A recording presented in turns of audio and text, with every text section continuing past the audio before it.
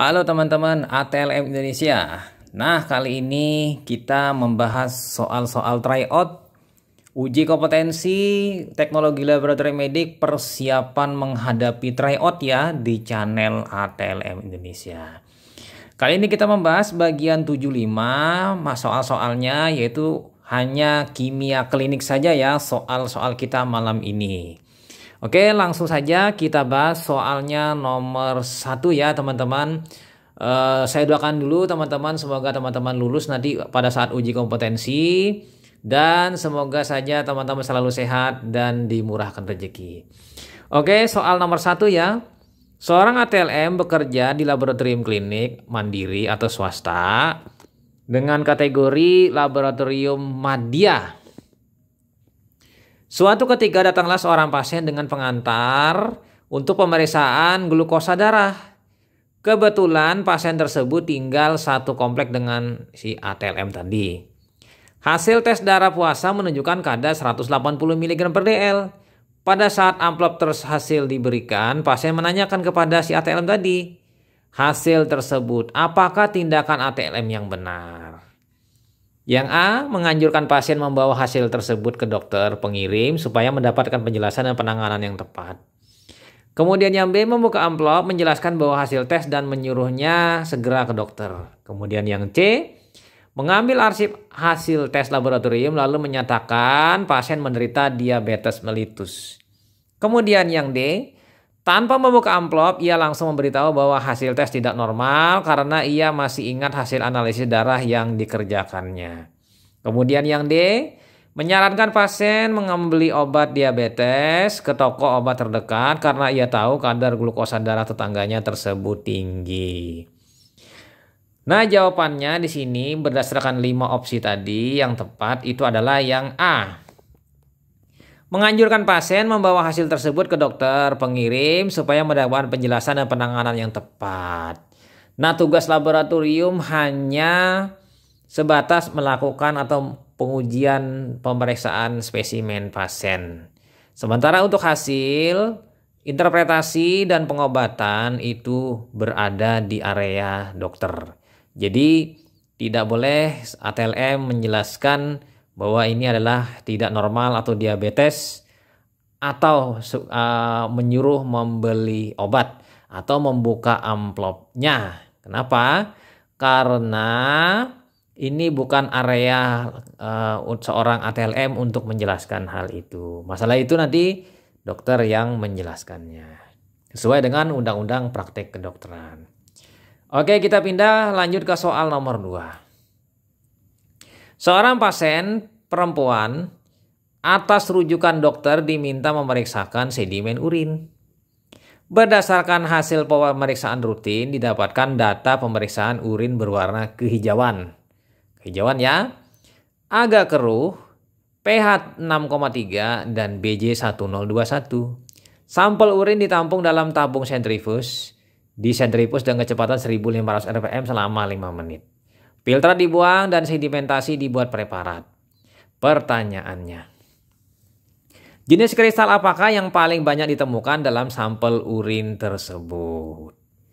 Nah, kira-kira apa? Yang A, kalsium oksalat, yang B, triple fosfat, yang C, asam urat, yang D, kalsium karbonat, atau yang E, kalsium fosfat. Nah, ini kira-kira teman-teman. Nah, berdasarkan opsi jawaban ini, oke, kita lihat jawabannya. Yang tepat adalah kalsium oksalat. Nah, mari kita bahas. Tadi kan sudah nomor 1 kita bahas, sekarang nomor 2 kita bahas. Nah, pertama yang kita bahas itulah redaksi soalnya. Redaksi soalnya ini tidak terang benderang sehingga menyesatkan bagi yang menjawab.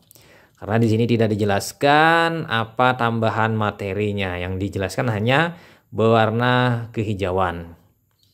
Berarti mungkin hijau ini mungkin dapat terapi, kemudian keruh, pH 6,3, BJ 1021. Seharusnya ditambahkan di sini misalnya pasien tinggal misalnya di Gunung Kapur, atau pasien mengkonsumsi vitamin C berkepanjangan. Nah, ini akan arahnya ke arah kalsium oksalat ya. Dan di sini untuk sedimen idealnya Walaupun literatur lama mengatakan 1500 rpm selama 5 menit, tapi menurut pengalaman di lapangan 1500 rpm tidak cukup mengendapkan seluruh isi sedimen. Jadi harus naik 2000. 2000 rpm 5 menit itu adalah yang ideal. Ada juga yang mengatakan 2500 rpm. Jadi di sini 1500 rpm sudah menurut saya tidak relevan lagi untuk sentrifugasi sedimen, karena saya beberapa kali memperhatikan sedimennya masih berada di tengah-tengah sebagian. Jadi tidak mengendap totalitas ya ke bawah. Nah, ini kira-kira seperti itu ya. Nah, oke. Jawabannya kalsium oksalat. Sementara kalsium oksalat di sini ada dalam bentuk dua molekul. Ada kalsium oksalat monohidrat yang bentuknya seperti panjang-panjang atau seperti bunga. Sementara kalsium oksalat dihidrat itu bentuknya persegi 4 yang belah ketupat tengahnya. Nah, kira-kira seperti itu ya. Oke. Lanjut kita masuk ke soal nomor 3 ya. Seorang pasien laki-laki 36 tahun diminta memeriksakan cairan sperma oleh dokter dan diberi informasi yang benar tentang persiapan pengambilan, penampungan, dan pengantaran sampel. Pada waktu yang ditentukan, sampel diterima jam 9 WIB dalam wadah lebar dan tertutup. Proses pemeriksaan manakah yang tepat untuk dapat memberikan hasil yang akurat? Nah, yang A, pemeriksaan harus segera dimulai pada jam 9 WIB. Yang B, pemeriksaan dapat segera dimulai setelah jam 9.20 WIB. Yang C, pemeriksaan dapat segera dimulai setelah jam 10.20 WIB. Atau yang D, pemeriksaan harus dapat diselesaikan dalam waktu 20 menit. Atau yang E, pemeriksaan harus dapat diselesaikan dalam waktu 60 menit. Jadi jawabannya di sini yang benar adalah yang A, yang B. Pemeriksaan dapat segera dimulai setelah 9.20 WIB. Kenapa? Karena ini memerlukan waktu kurang lebih 20 menit untuk liquefaction, pencairan spermanya ya, supaya dapat diperiksa. Proses liquefaction perlu 15-20 menit. Kita lanjut soal selanjutnya nomor 4 ya. Seorang ATLM melakukan pemeriksaan protein dalam urin pasien atas pemeriksaan dokter yang didiagnosa menderita multiple myeloma. Sebagai tes penyaring digunakan metode cari celup dengan hasil pemeriksaan proteinuria negatif, sehingga metode harus dikonversi dengan metode didih bank. Nah, pertanyaannya pada kasus tersebut alasan apakah yang paling tepat dilakukan konversi tes? Yang A, metode cari celup hanya sensitif terhadap globulin. Yang B, metode cari celup hanya sensitif terhadap albumin. Kemudian yang C, metode cari celup hanya sensitif terhadap hemoglobin. Kemudian yang D, metode cari celup hanya sensitif terhadap mukoprotein. Atau yang E, metode cari celup hanya sensitif terhadap Benz John protein. Jadi jawabannya di sini yang tepat adalah metode cari celup hanya sensitif terhadap albumin. Karena memang di cari celupnya itu memang dikatakan di situ adalah albumin. Oke, kita lanjut ke soal nomor 5.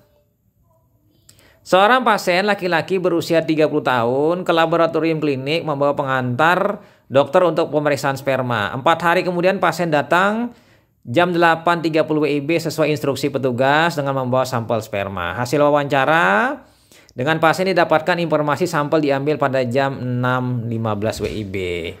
Pertanyaannya adalah, apa yang harus dilakukan tenaga analis terhadap kasus di atas?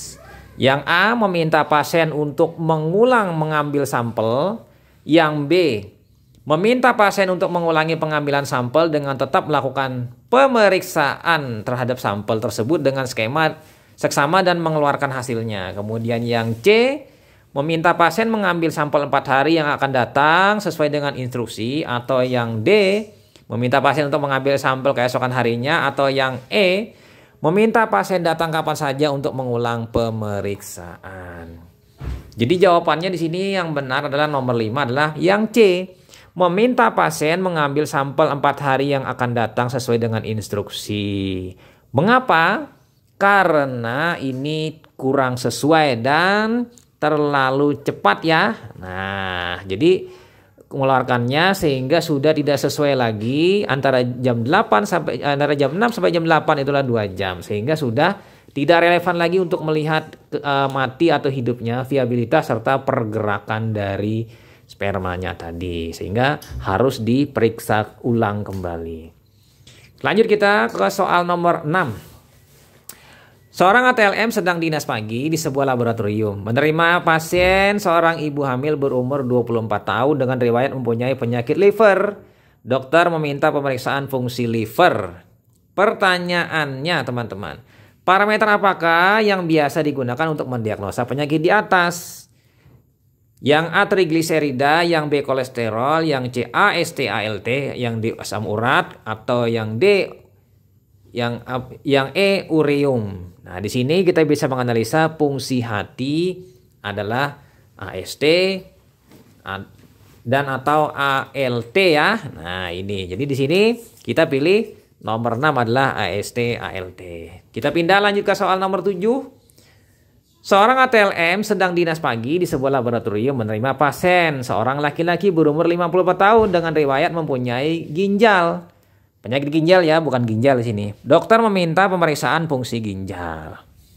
Pertanyaannya, parameter apakah yang biasa digunakan untuk mendiagnosa adanya penyakit di atas? Yang A trigliserida, yang B kolesterol, yang C asam urat, kemudian yang D kreatinin, atau yang E AST atau ALT. Jadi jawabannya di sini yang tepat teman-teman ya, kreatinin. Kenapa? Nah, analisanya seperti ini. Kreatinin adalah parameter yang ideal untuk fungsi ginjal ya, bisa mungkin dipasangkan dengan ureum. Sementara uric acid juga bisa, tapi uric acid tidak spesifik, hanya mendukung urea dan kreatinin.